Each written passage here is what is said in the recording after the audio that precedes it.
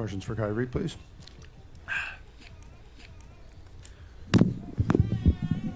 Front row, John. John Corrales, SmashLive.com. Kyrie, what was the cause of the quarter run? Did you feel like you guys may have gotten caught up in some of the calls that were going against you? I mean, it's inevitable, you know. I mean, guy comes down almost 6 times in a row, gets free throws. You know, what are you really going to do? It's slowing the game down. So the run that you would hope to make in that.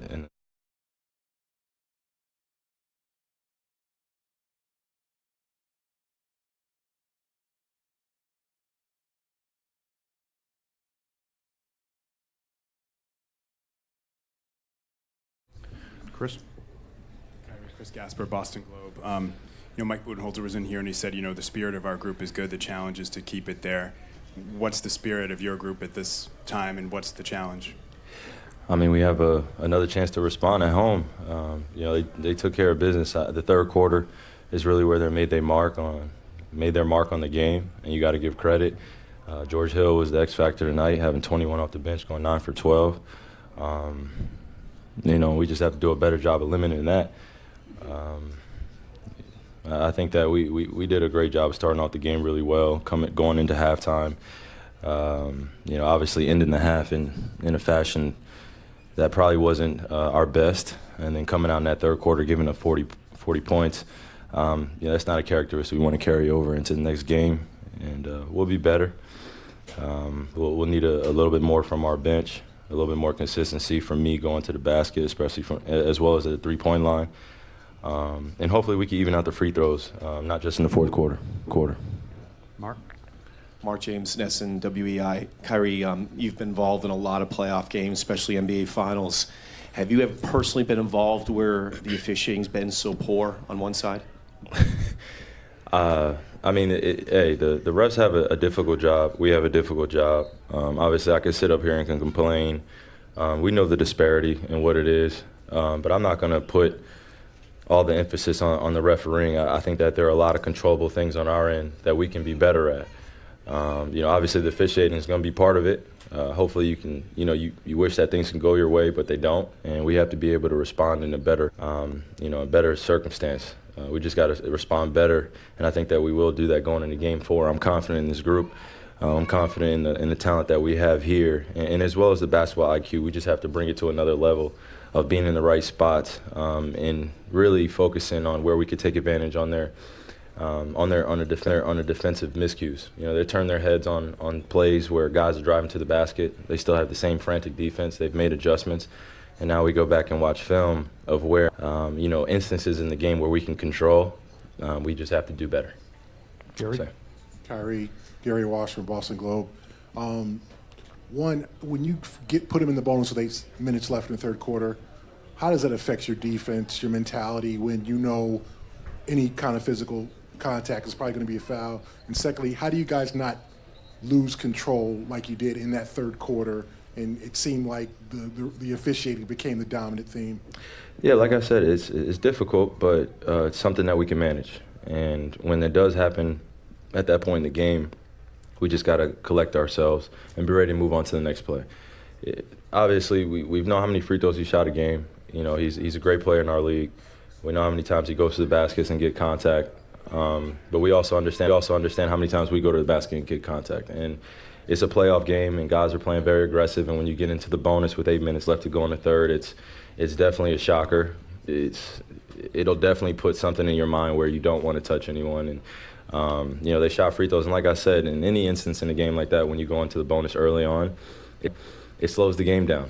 And then they're making runs, they're making threes down the stretch. Then we start pulling in even more on Giannis. We put an emphasis on stopping his drives, and then those other guys get going. And that was the primary thing that happened in the third quarter. As I look at the score, at the box score, you know, I thought that some of the numbers were going to shoot, you know, spark.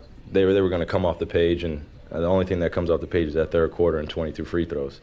Like I said, there are some things that we obviously can control, but the officiating Malone next game, we're going to do a better job of walling up, better job of staying straight up, make sure that there aren't any just eye-catching calls. We're just going to make sure we stay solid. I'm going to make sure I communicate with our guys that, hey, if this is the way we're going to play, we're not going to adjust to them. We're going to make them adjust to us. Hey, Kyrie. This is Jason Chen from Tencent Sports. You guys, the Bucks score 52 points in the paint, and is this like normal? How you guys prepare to guard them like in the paint next game? Well, I'm living with that. I'm living with that.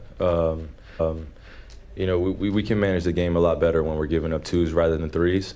Obviously, game 2 was a completely different shot chart for them, and we'll go back and like I said, I'm gonna keep saying it. We're gonna watch where we can control and manage the game better. But 52 in the paints they've done it all season. It's just when those other guys are getting timely threes and then they're throwing it down in the post with Chris Middleton, or they're making threes off our overhelp. So we'll do a better job of walling up and guarding Giannis better, guarding Chris better. And as well as limiting those other guys to, Connaughton had 14 points, 5 for 11, 4 for 9 from the three-point line. George was 9 for 12 for 21 points. Those are big points in the game, especially in the playoff series where, you want to limit guys from getting going. So those are things that we'll put an emphasis on and move on to the next game. Final 2 questions, Mark. Kyrie, Mark D'Amico, Celtics.com on your left. You spoke earlier about how you want to get downhill during Game 4 and create at the basket. Can you just speak to, nothing to do with the refs, but what are the challenges of scoring in the paint against this team in particular, and how can you guys create more offense in that area moving forward? I have to be more efficient. I got to be more efficient, especially when I'm getting downhill in those switches. I got to punish those guys. And that's as simple as that. I got to do what I'm really great at, and that's getting downhill and making plays and getting to the rim and dishing out. But when I get a big on me and I see those guys with slow feet, I got to go right at them. Last question, Jared. Kyrie, Jared Weiss from The Athletic Boston.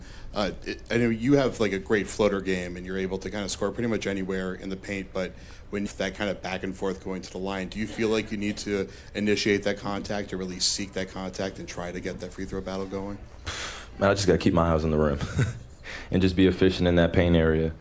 I wish that I could have probably a more elaborate answer for you of what I got to do around that paint and my floater game and what I'm great at, but it's really just about being efficient, especially the rest of the series. From this point on, I don't think you'll see another 8 for 22, or any missed layups or looking for the refs for calls or anything like that. It's just who's going to outscore the other team and who's going to be better efficient at it. But when I do get in there, I'm looking to score, and I'm looking to finish with contact, whether the refs call it or not. Thank you, Kyrie. Thank you.